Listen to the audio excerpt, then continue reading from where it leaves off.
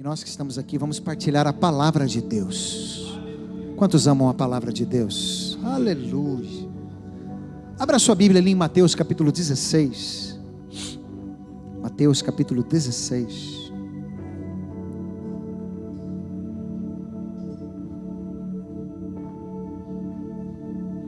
Mateus capítulo 16, nós vamos ler ali a partir do verso 13. Eu vou ler aqui na nova versão transformadora. Tenho lido ela ultimamente e é uma versão muito boa. Mateus capítulo 16, a partir do verso 13. Você pode acompanhar aí na sua Bíblia, senão vai ter aqui.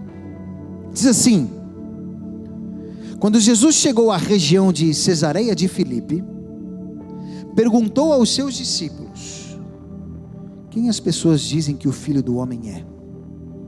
Eles responderam: alguns dizem que o Senhor é João Batista, outros que é Elias, e outros ainda que é Jeremias ou um dos profetas. E vocês? Perguntou ele: quem vocês dizem que eu sou? Simão Pedro respondeu: o Senhor é o Cristo, o Filho do Deus vivo. Jesus disse: que grande privilégio você teve, Simão, filho de João. Foi meu Pai no céu quem lhe revelou isso. Nenhum ser humano saberia por si só. Agora eu lhe digo a você que você é Pedro, e sobre esta pedra edificarei minha igreja, e as forças da morte não a conquistarão. Eu lhe darei as chaves do reino dos céus, e o que você ligar na terra terá sido ligado no céu, e o que você desligar na terra terá sido desligado no céu. Então ele advertiu a seus discípulos que não dissessem a ninguém que ele era o Cristo. Baixe sua cabeça, feche os teus olhos. Senhor Jesus, nós estamos aqui nesse lugar nessa manhã porque amamos o Senhor, amamos a tua presença, amamos a tua palavra, amamos a igreja do Senhor. Senhor, e o que nós queremos neste lugar é ouvir a tua voz, as tuas palavras. Tem liberdade nesse lugar de abrir os nossos ouvidos espirituais, os nossos olhos espirituais, para que possamos ouvir o som que vem do céu, as tuas palavras. Livra-nos, Senhor, de toda e qualquer especulação humana e natural, e fala conosco para o louvor da tua glória, Pai, em nome de Jesus, amém. Nós temos compartilhado nesses dias uma série de mensagens a respeito de comunhão. É bom estarmos juntos, sim ou não? É bom estarmos juntos, temos tempo de comunhão.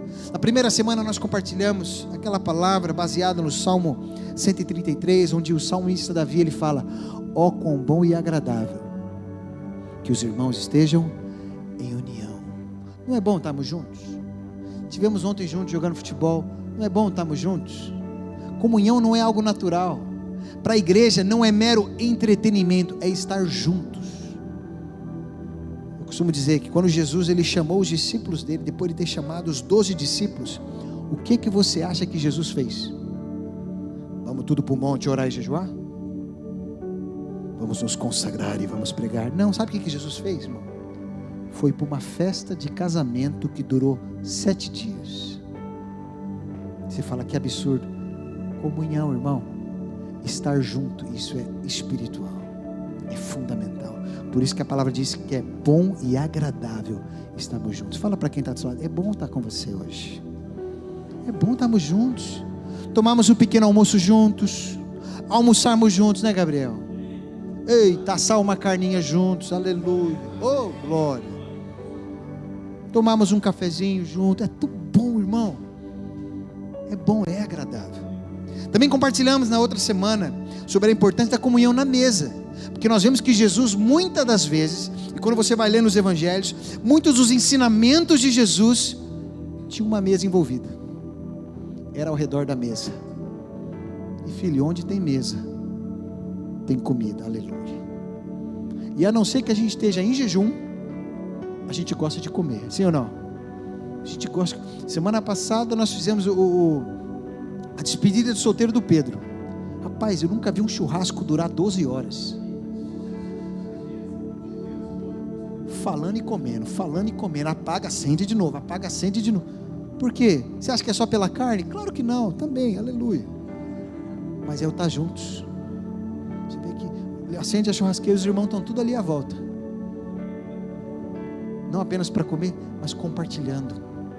Porque é bom estarmos juntos. E Jesus muitas vezes ao redor da mesa com os discípulos. Muitas passagens bíblicas, muitos momentos, nós vimos isso, foi ao redor da mesa. Por isso é importante nós estarmos juntos, na comunhão da mesa. Também falamos na semana passada, sobre alguns tipos de pessoas que a palavra fala que nós não devemos ter comunhão. E eu sei que essa palavra não foi muito agradável de falar, aleluia, glória a Deus. Mas o apóstolo Paulo, ele orientou a igreja: ei, tem certos tipos de pessoas que você não pode ter comunhão. E nós temos que ter muito cuidado, porque ele diz, um pouquinho de fermento leveda toda a massa. E nós temos que selecionar quem senta à mesa da comunhão conosco. Quantos estão entendendo? Sabe, é importante, ainda que não seja uma palavra motivacional, mas é uma palavra de orientação bíblica, porque o apóstolo Paulo falou, olha, para esses certos tipos de pessoa, nem se assenta à mesa com ele, não tenha comunhão com ele. Alguns certos tipos de pessoas, ele diz assim, não convida para dentro da sua casa. É uma palavra dura, forte, mas necessária para proteger a santidade da igreja. Amém? Aleluia. E hoje eu quero falar sobre a importância da comunhão da igreja local.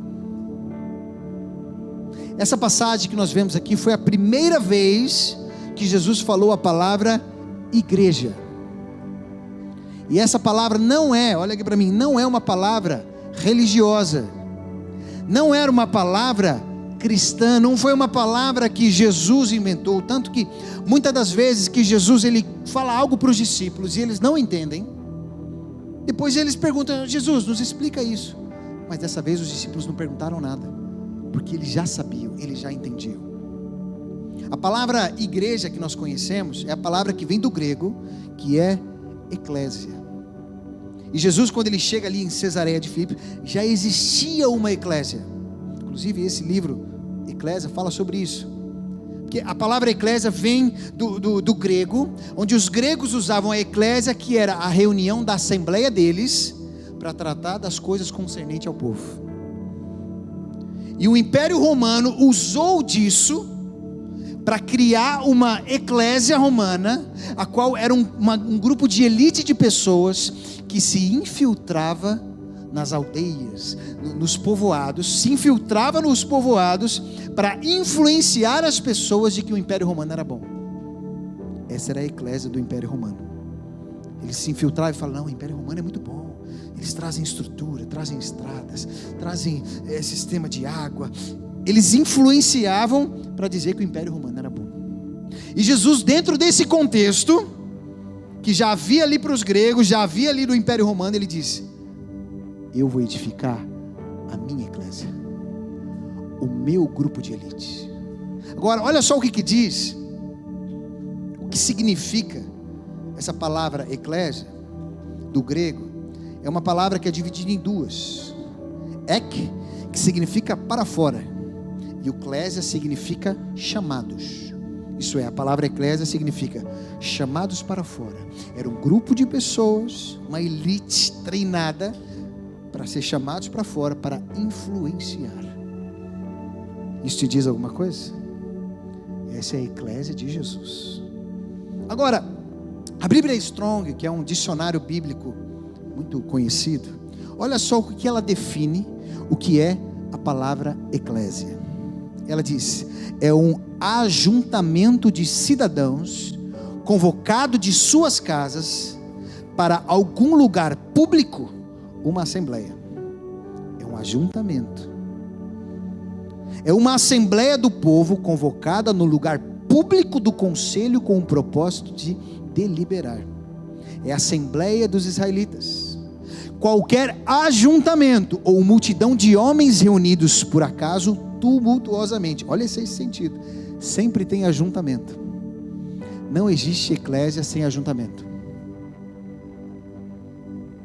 Uma assembleia de cristãos reunidos para adorar em uma reunião religiosa, uma companhia de cristãos, ou daqueles que, esperando pela salvação eterna através de Jesus Cristo, observam seus próprios rituais religiosos, realizam suas próprias reuniões religiosas e cuidam de seus próprios assuntos de acordo com as regulamentações prescritas para o corpo e para a ordem.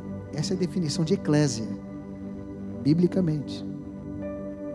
E não existe eclésia sem ajuntamento. Há um tempo atrás eu vi um videozinho que foi feito por uma organização americana, que ele falava sobre o que era igreja. Ele falava lá: a igreja não é o pastor, a igreja não é o louvor, a igreja não é a estrutura, e ele diz: a igreja é você. Só que eu vou dizer uma coisa: a eclésia nunca foi e nunca será singular. A definição da palavra eclésia sempre tem ajuntamento, estar junto. Por isso, ninguém é igreja sozinho. Fala para a pessoa do seu lado: você não pode ser igreja sozinho. Fala para ele: você precisa de mim. Quando eu era pequeno, a gente cantava uma música que era assim: eu preciso de você, você precisa. Tem gente velha aqui também, aleluia. Nós precisamos de Cristo até o fim, sem cessar, sem parar. É bem antiga essa música, mas isso é uma verdade, porque não podemos ser igreja sozinho. A definição de igreja é pluralidade, ajuntamento. E quando Jesus diz: eu vou edificar a minha eclésia, o meu grupo de ajuntamentos, e quando nós estamos juntos, nós somos a eclésia de Jesus. Amém? Agora, quando nós falamos da questão do ser igreja, existem alguns movimentos hoje que se tornaram anti-igrejas. E eu quero pelo menos falar aqui de alguns principais, porque isso serve de um alerta para nós. Porque tem pessoas, e esses grupos, eles são baseados no seguinte: Jesus sim, igreja não. Eu quero pelo menos falar de alguns principais, que talvez você não conheça, e serve de alerta. Porque muitos deles falam de Deus, falam até de Jesus, mas falam mal da igreja. Isso é um problema. O primeiro grupo que cresceu muito, inclusive há um tempo atrás saiu uma estatística brasileira de que de 100% das pessoas que se dizem cristãs no Brasil, 50% não pertencem a uma igreja local, não pertencem a um grupo de pessoas a qual eles se reúnem, ajuntamento, uma igreja, onde tem ali a organização, essa assembleia dos santos, que é a definição de eclésia. E esses são chamados hoje de os desigrejados, ou como a gente fala na linguagem popular, é o cristão não praticante. Porque há um tempo atrás tinha aquela coisa do sou católico e sou católico não praticante. Ah, eu sou evangélico, mas eu sou evangélico não praticante. Você é cristão? É verdade. Você pertence a qual igreja? Ah, não, nenhuma. Não, mas eu sirvo a Deus, amo Jesus, faço as minhas orações todo dia. Mas eu vou te dizer uma coisa, eu falo isso com toda clareza e convicção: isso não existe, irmão. Quando Jesus escreveu as 7 cartas para as 7 igrejas de Apocalipse, ele escreveu: a igreja que está que se reunia naquela cidade. E não apenas a igreja, ele diz: ao anjo da igreja. Existem 2 linhas de interpretação com relação ao anjo da igreja. Uma é que o anjo da igreja é o pastor da igreja, é aquele que guarda aquele rebanho. O outro que entendem que o anjo da igreja é a liderança da igreja, que é aqueles que guardam aquela igreja. Por isso não existe igreja sem liderança. Não existe igreja onde as pessoas ficam soltas sem pastoreio. Igreja precisa ter pastor. Quantos estão entendendo? Por isso esse negócio, não, eu sirvo a Jesus, mas eu não pertenço a nenhuma igreja. Essas pessoas que dizem crer em Jesus, mas não participam de nenhuma comunidade cristã organizada, muitas vezes têm mágoas ou decepções com igrejas, líderes e denominações. rejeitam a ideia de igreja instituição, mas ainda creem na fé em Cristo. E vou te falar, isso é um problema, porque Jesus estabeleceu a igreja, e a igreja é um número razoável de pessoas envolvidas. A igreja de Atos, quando ela nasceu, no primeiro dia, 3.000 já se converteram, já virou igreja grande, assim, num dia. Por isso nós não podemos ir contra aquilo que Jesus estabeleceu. Por isso esse negócio de ser igreja, sem igreja, não existe. Fala para a pessoa do seu lado, você precisa estar na igreja. O segundo tipo de pessoas que são anti-igreja são os chamados do cristianismo individualista. Eles dizem que eles conseguem ser cristão sozinho. Eles têm uma fé dizendo tipo assim, não, eu creio, eu na minha casa, eu faço as minhas orações, eu leio minha Bíblia, mas ele não quer se relacionar com ninguém. Eu vou te falar, irmão, isso não existe, isso não é bíblico. Se a Bíblia diz que nós somos o corpo de Cristo, fala para mim que membro do corpo que fica desconectado, precisa estar conectado, irmão. Queira você ou não, nós precisamos estar inseridos no corpo. Só flui vida no membro que está conectado ao corpo. O terceiro tipo de movimento é um movimento que nasceu nos Estados Unidos na década de 90, chamado Spiritual But Not Religious, que é um movimento dos espirituais, mas não religiosos. Iniciou nos anos 90 nos Estados Unidos, e hoje já se espalhou para o mundo inteiro. Que é o quê? São pessoas que afirmam que seguir Jesus, que eles seguem Jesus como um mestre espiritual, mas rejeitam religiões organizadas, rejeitam as igrejas que são organizadas. Eles misturam elementos do cristianismo com espiritualidade pessoal e autoajuda. Eles fazem uma mistureba, porque eles creem em Jesus, mas eles rejeitam a igreja. O quarto tipo são os crentes caseiros, ou igreja em casa sem vínculo. Estou te falando, depois você pode pesquisar, porque isso é comum. Você vai pesquisar na internet, está cheio, irmão. Alguns rejeitam denominações e líderes, mas se reúnem apenas em grupos informais ou familiares. E podem até usar Atos 2, que é a igreja primitiva em casa, para justificar. Mas muitas vezes, sem compromisso de discipulado ou autoridade espiritual. As pessoas usam como uma máscara, estamos falando do evangelho, mas por detrás há um espírito de insubmissão. Não quer se sujeitar a ninguém. E vou te dizer uma coisa, não existe igreja evangélica sem estar debaixo de uma submissão e sujeição às autoridades. Não existe, irmão. Por isso que eu te falo, nem toda igreja, escuta o que eu estou te falando, é bênção. Por quê? Muitas nasceram de divisões, que é um espírito de insubmissão. Nós temos que tomar muito cuidado com isso. Você não tem que estar na igreja mais perto da sua casa, você tem que estar numa igreja mais perto da Bíblia, aquela que tem uma linhagem saudável, de submissão, de estar debaixo de uma cobertura. Isso é fundamental, irmão. Isso fala de um coração submisso. Esse negócio de independência, isso não existe, não é bíblico. Você vai lá em Atos capítulo 2, diz que a igreja perseverava na doutrina dos apóstolos. Submissão. Não existe igreja sem submissão. Aqueles que têm o espírito de independência, de querer fazer, nós temos que fugir disso. Quantos estão entendendo? O quinto tipo, depois eu quero falar das coisas boas, mas isso aqui é só um alerta, você tem que estar atento. São os críticos institucionais, que eles enfatizam que Jesus nunca fundou uma instituição religiosa,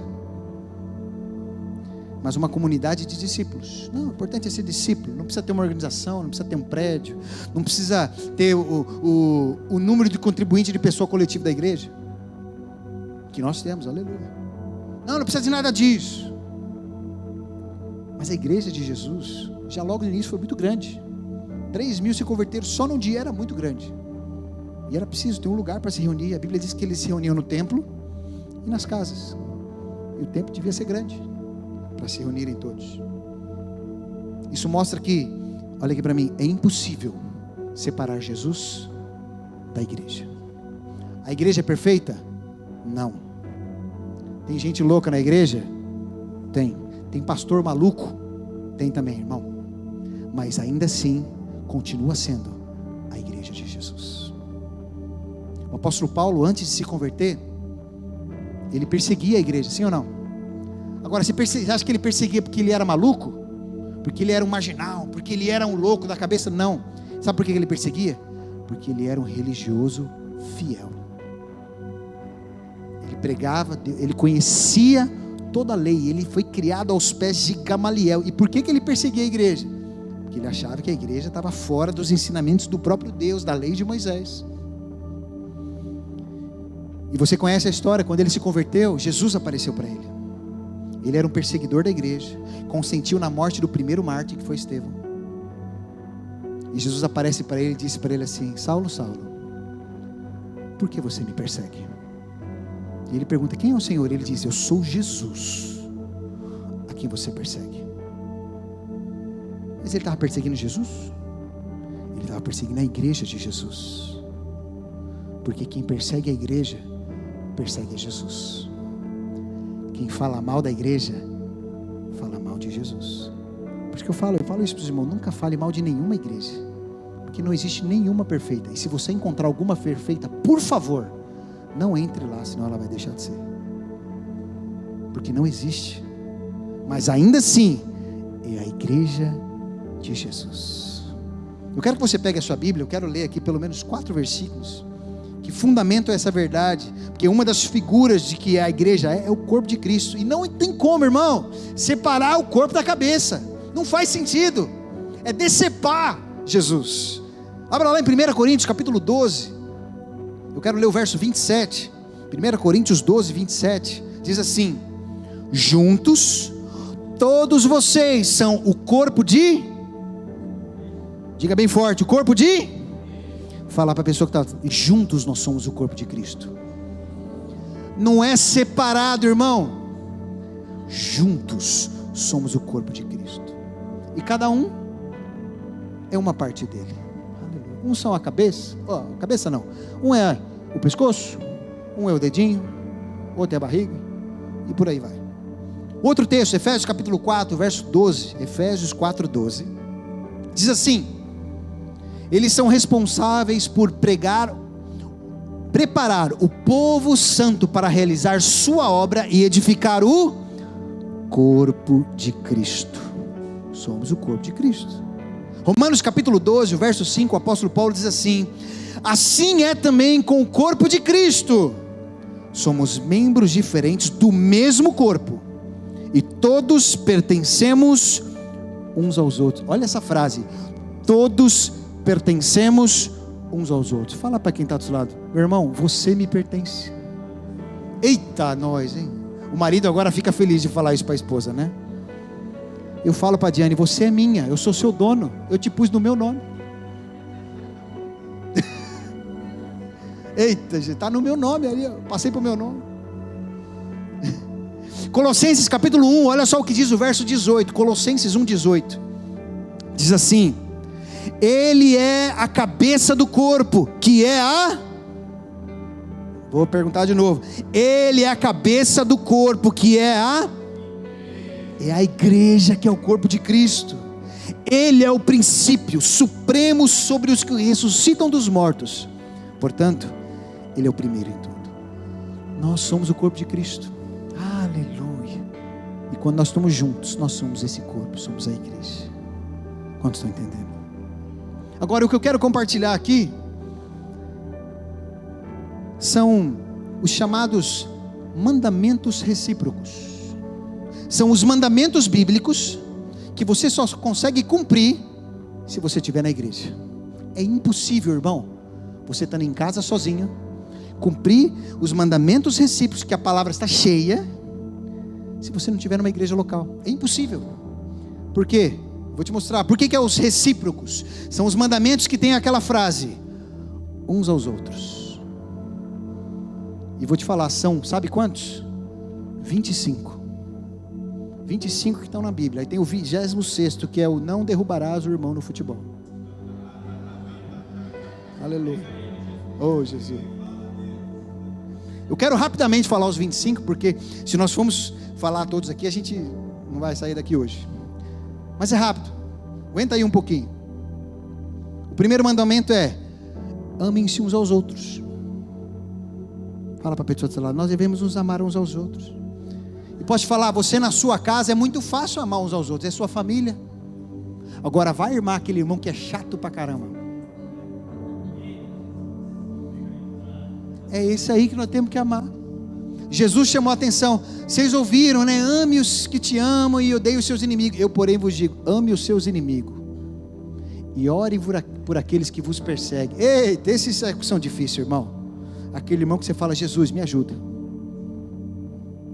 Amar uns aos outros é só na comunidade da igreja. O segundo mandamento é: aceitem-se uns aos outros. Isso está lá em Romanos 15, 7. Isso é, aceitem uns aos outros. Irmão, olha aqui para mim. Se Jesus aceitou, por que você não aceita? Você é melhor que Jesus? Você quer selecionar as pessoas que vão participar da igreja? Claro que aquilo que é pecado, que nós compartilhamos semana passada, o apóstolo Paulo falou: esse não. Mas no demais, irmão, porque uma coisa é pecado, outra coisa é ser diferente. E tem pessoas que ela tem dificuldade com pessoas que são diferentes, que pensam diferente, que têm um casamento diferente, que criam os filhos diferentes. Tem gente que não consegue lidar. Eu vou te falar, a Bíblia diz: aceitem-se uns aos outros.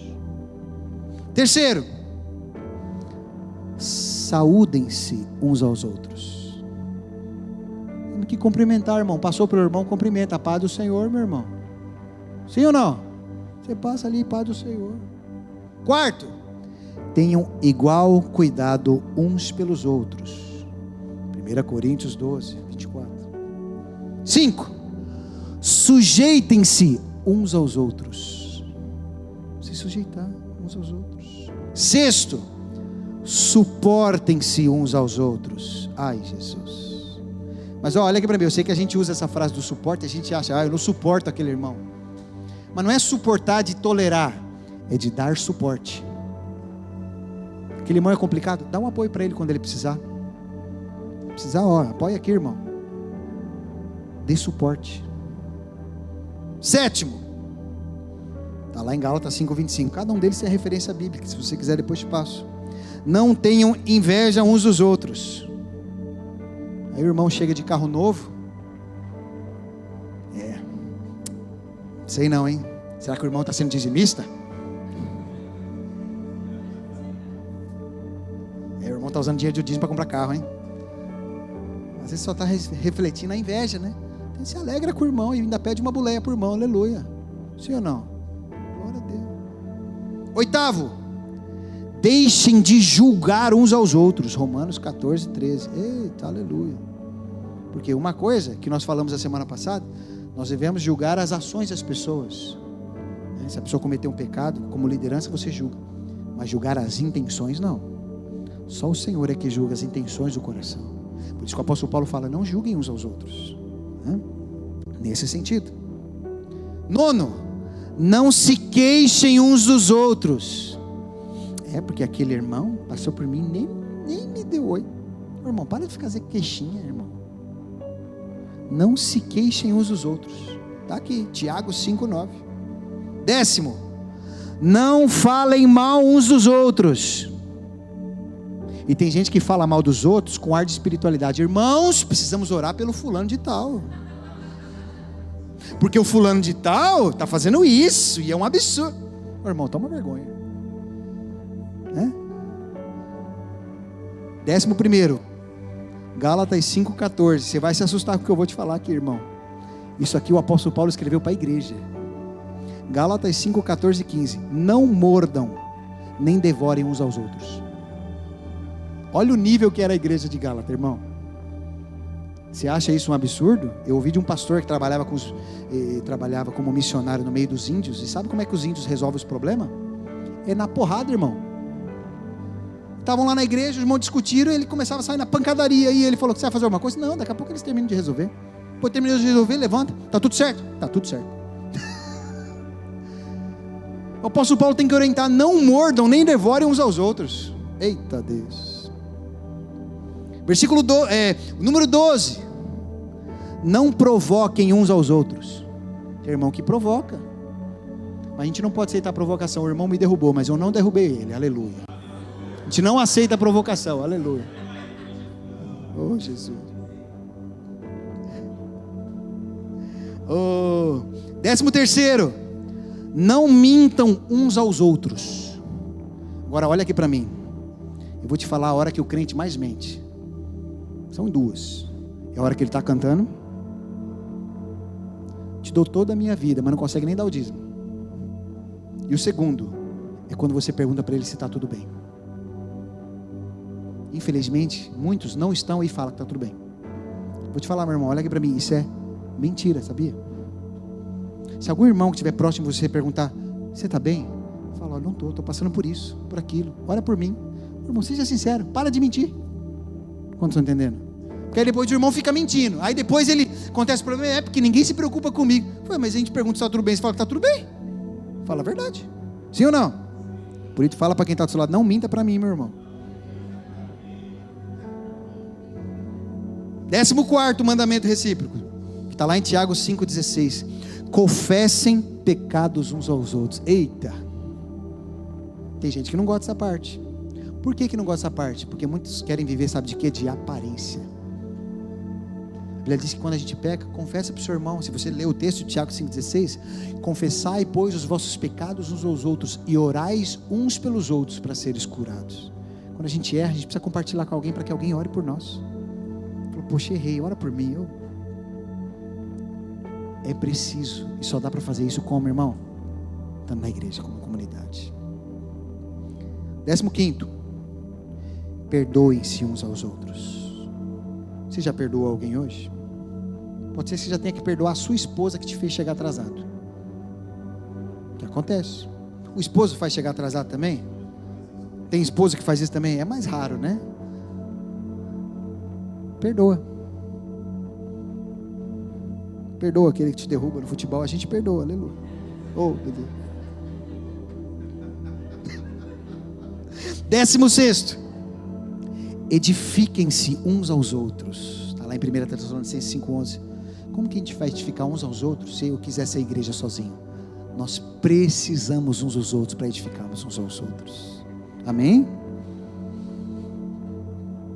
17º, ensinem-se uns aos outros. Uma coisa que a gente faz muito na célula. Compartilhamos a palavra e compartilhamos, cada um fala algo e está ali, um ensinando o outro. É bênção isso, sim ou não? Mas como é que você vai aprender com os outros se você quer ser sozinho? Isso não existe, irmão. 18º, encorajem uns aos outros. Porque às vezes você pode ter o dia que você quer chutar o balde e largar tudo. Sim ou não? Mas se você tiver irmãos do seu lado, ele vai fazer o quê? Encorajem uns aos outros. Eu quero matar minha mulher. Calma, meu irmão, não mata não. Porque senão você vai querer arrumar outra e você vai descobrir que é igual e não valeu a pena ter matado aquela. Encorajar uns aos outros. 19º, aconselhem-se uns aos outros. Irmão, quero te dar um conselho. Só dá para ter conselho se houver comunidade, estamos juntos. E às vezes você, seu irmão, às vezes tomando decisões que tem que ter cuidado, irmão, vou te dar um conselho. Aconselhem-se uns aos outros. Está lá em Romanos 15,14. 20º, falem entre vocês com salmos, hinos e cânticos espirituais. É uns aos outros, é entre nós. O apóstolo Paulo fala em Efésios 5,18. Falai entre vós, salmos, hinos, enchei-vos do Espírito falando entre vós. Como é que você vai ser cheio do Espírito se não tiver o entre vós? Nós precisamos estar juntos. Quantos estão entendendo? 21º, está lá em Gálatas 5,13. Sirvam uns aos outros. Você já serviu alguém hoje? Sei que tem um pessoal que está servindo aí, estão lá na porta, estão lá em cima, estão no café. Mas você já serviu alguém hoje? Pô, irmão, eu vou servir o leite para você. Eu servi para a Letícia hoje lá. Ela queria o leite, né, Lê? Fui lá e, eu vou servir você. Servir uns aos outros. 22º, está lá em Gálatas 6,2. Levem os fardos pesados uns aos outros.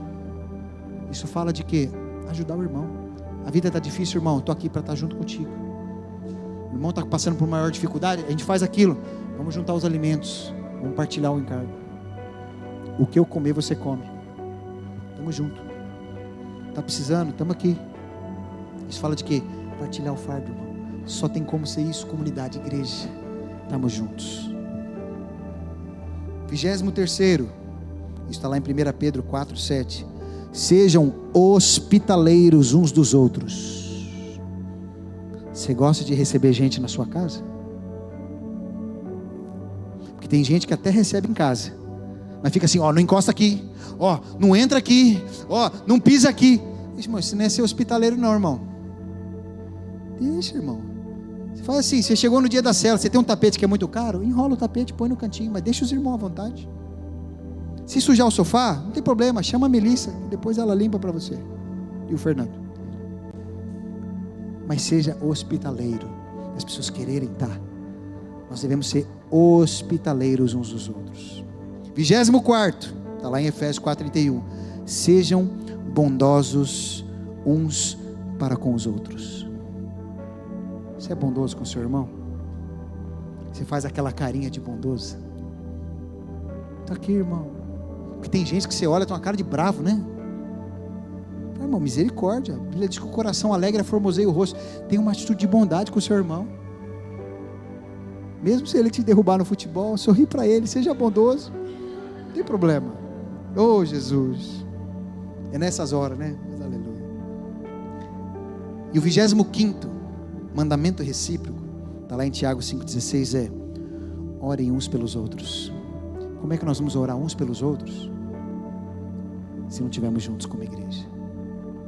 São os mandamentos recíprocos que nós só conseguimos cumprir estando em comunidade, na igreja local, numa família, onde nós podemos cumprir isso, que nós precisamos uns dos outros para ser igreja. Queria que você ficasse de pé no seu lugar. Eu quero te fazer um desafio agora.